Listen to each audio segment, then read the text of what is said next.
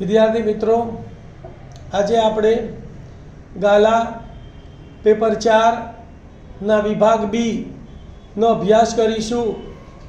નીચેના પ્રશ્નોની ગણતરી કરીને જવાબ લખો. પ્રશ્ન નંબર 17 થી 26 છે.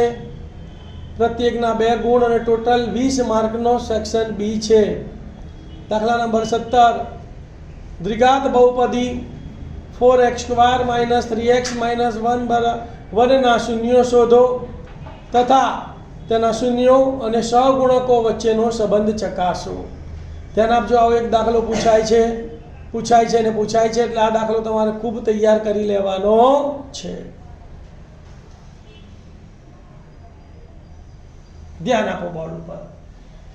તો બહુપદીના શૂન્યો શોધવાનું પહેલું પગલું છે. તમારે શું લખવાનું બોલો કે અહીં બહુપદીના શૂન્યો શોધવા માટે p of x બરાબર 0 લેતા.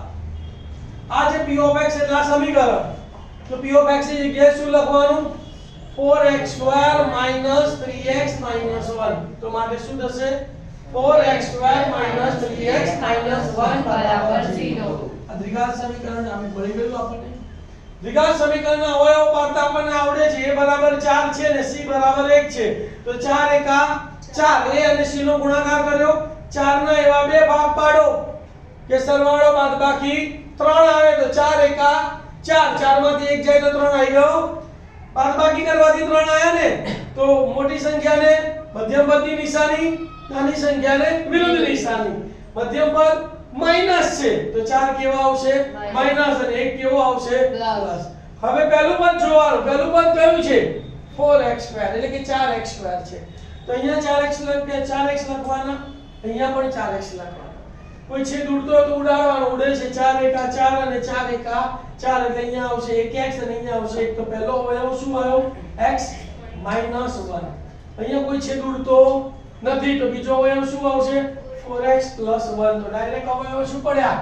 x - 1 * 4x + 1 બરાબર 0. બંને અવયવોને 0 સાથે સરખાવી દઈએ તો શું થશે? x - 1 બરાબર 0 અથવા 4x + 1 બરાબર 0. ફરી સૂત્ર કરતા બનાવવાનો x ને.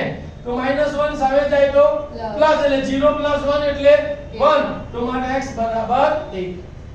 અથવા x ને સૂત્ર કરતા બનાવીશું. +1 સામે જાય તો -1, 4 ગુણાકારમાં સામે જાય તો માટે x બરાબર -1/4. પહેલા શૂન્યને આપણે આલ્ફા કહીશું, બીજા શૂન્યને બીટા કહીએ. તો માટે આલ્ફા બરાબર 1 અને બીટા બરાબર -1/4. હવે આ દ્વિઘાત સમીકરણને તેના પ્રમાણિત સ્વરૂપ સાથે સરખાવીને abc શોધી કાઢીએ. તો શું લખીશું બોલો? 4x² - 3x - 1 બરાબર 0 ને દ્વિઘાત સમીકરણના પ્રમાણિત સ્વરૂપ સાથે સરખાવતા તો a બરાબર કેટલા આવશે? 4, b બરાબર -3 અને c બરાબર -1. હવે આપણે શું શોધવાનું છે? શૂન્ય અને સહગુણકો વચ્ચેના સંબંધ. તો બે સંબંધો છે. એક શૂન્યના સરવાળાનો સંબંધ છે અને બીજો શૂન્યના ગુણાકારનો સંબંધ છે. તો પહેલો સંબંધ શોધીએ. શૂન્યોનો સરવાળો બરાબર આલ્ફા વત્તા બીટા. તો આલ્ફાની જગ્યાએ કેટલા લખવાના? 1. બીટાની જગ્યાએ -1/4. તો 1 વત્તા -1/4. હવે જો એનો લસા લઈશું 4 આયા, છેદમાં લસા લખ્યો 4, 4 એકા 4 અને પ્લસ માઈનસ. તો અંશમાં શું આવશે?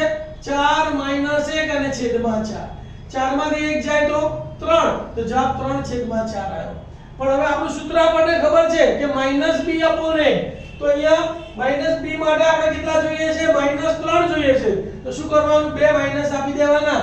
-(-3/4) -3 ની જગ્યાએ શું લખવાનું? b અને 4 ની જગ્યાએ શું લખવાનું? a.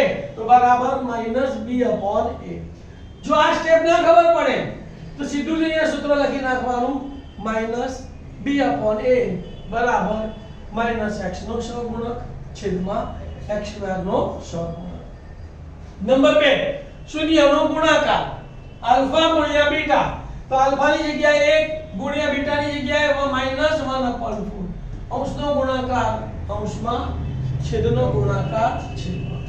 1 ગુણ્યા -1 એટલે -1 અને છેદમાં કઈ છે જ નહીં, એકલા 4 જ છે. તો 4 ના 4 તો -1/4 આવ્યો.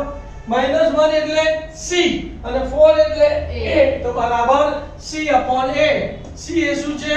અચળ પદ અને a એટલે x² નો સહગુણક. વિદ્યાર્થી મિત્રો આ દાખલો તૈયાર કરજો.